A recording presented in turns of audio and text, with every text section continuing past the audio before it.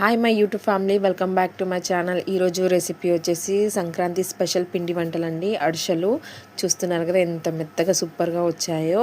ఎలా చేయాలో చెప్తాను. నేనైతే 1 kg బియ్యం తీసుకున్నానండి. రేషన్ బియ్యం శుభ్రంగా కడుక్కొని ఇలా ఇంట్లోనే ఆరబెట్టుకుంటున్నాను కాటన్ క్లాత్ మీద. మీరు కూడా అలానే ఆరబెట్టుకోండి. ఎండ కాకుండా ఇలా నీడలోనే మీ ఇంట్లోనే ఆరబెట్టుకోండి. 3 hours ఇలా ఆరాక ఆ తర్వాత మీరు గ్రైండర్లో వీలైనంత మెత్తగా గ్రైండర్ చేసుకోండి.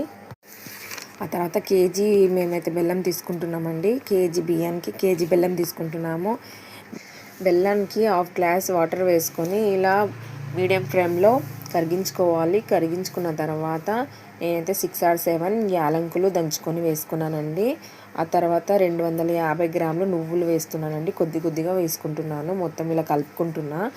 మన బెల్లం అనేది మొత్తం కరిగేలా ఇలా చూసుకోండి. మొత్తం చూస్తున్నారు కదా, బెల్లం అనేది ఇలా సాఫ్ట్గా రావాలండి. మీకు నేను చూపిస్తాను, చూడండి. వాటర్లో వేసి ఇలా చూడండి, లుండలాగా రావాలి మనకు. ఇలా లుండలాగా వస్తే మన పాకం అనేది అయిపోయినట్టే. చూస్తున్నారు కదా, ఇలా కన్సిస్టెన్సీ ఇలా వస్తే ఓకే అండి.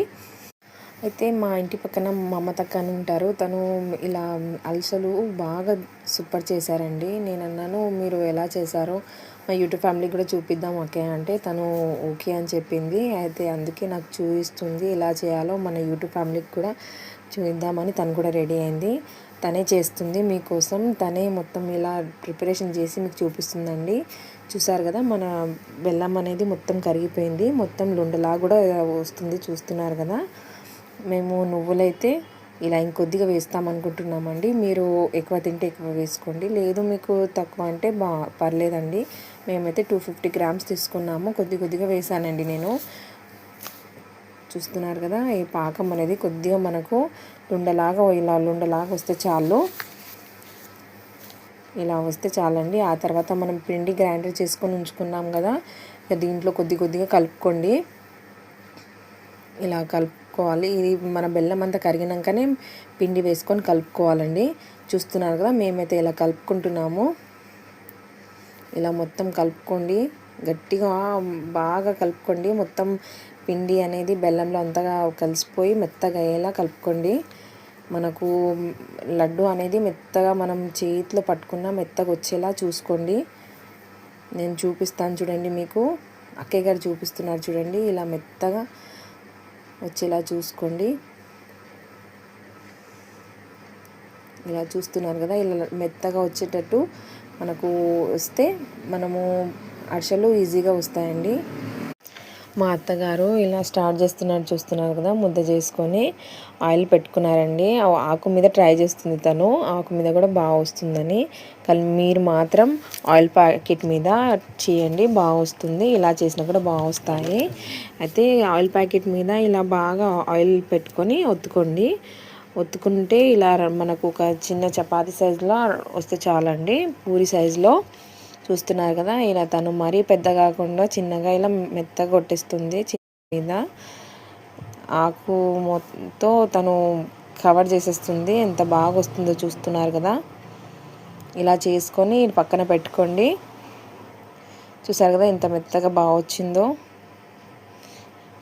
ఆయిల్ వేడి అయ్యాక అరిసెలు ఒకటి తర్వాత ఒకటి వేసుకుంటా చేసుకోండి. ఎక్కువ మంటలో ఉండకూడదు అరిసెలు, తక్కువ మంటలోనే ఇలా అరిసెలు చేసుకుంటూ ఉండండి. చూస్తున్నారు కదా, అక్కయ్య గారు అయితే రెడీ చేసేసారు. ఎంత బాగా రెడీ చేసిందో తను, సూపర్ అండి. ఇక ఒకటి తర్వాత ఒకటి మేము వేసుకుంటా ఇలానే చేసుకున్నాము. చాలా బాగా వచ్చాయండి, టేస్టీగా. చూసారు కదా ఎంత బాగా పొంగకుండా వస్తున్నాయి. చూస్తున్నారు కదా, చాలా టేస్టీ ఉంటాయండి. ట్రై చేయండి. అరిసెలు అసలు పెద్దగా ఇలా చేయాలి అలా చేయాలని భయపడతారు, కానీ అసలు ఏం పెద్ద ప్రాసెస్ లేదండి. మనం అరిసెలు ఆయిల్లోకి వెళ్ళి బయట తీసాక దాంట్లో ఉన్న ఆయిల్ అంతా ఇలా ఒత్తేసి తీసేసుకోవాలండి. చూస్తున్నారు కదా, అరిసెలు ఎంత బాగా వచ్చాయో. అక్కయ్య గారు చాలా బాగా చేశారు. మా కోసం ఇంత బాగా చేశారు. యూట్యూబ్ ఫ్యామిలీ కోసం కూడా తను రెడీ అయ్యారు, నేను చేస్తానని. థ్యాంక్స్ ఫర్ మా అక్కయ్య గారికి. Thank you so much. చూసారు కదా ఎంత బాగా వస్తున్నాయో. మీరు కూడా ట్రై చేస్తారని నేను అనుకుంటున్నాను.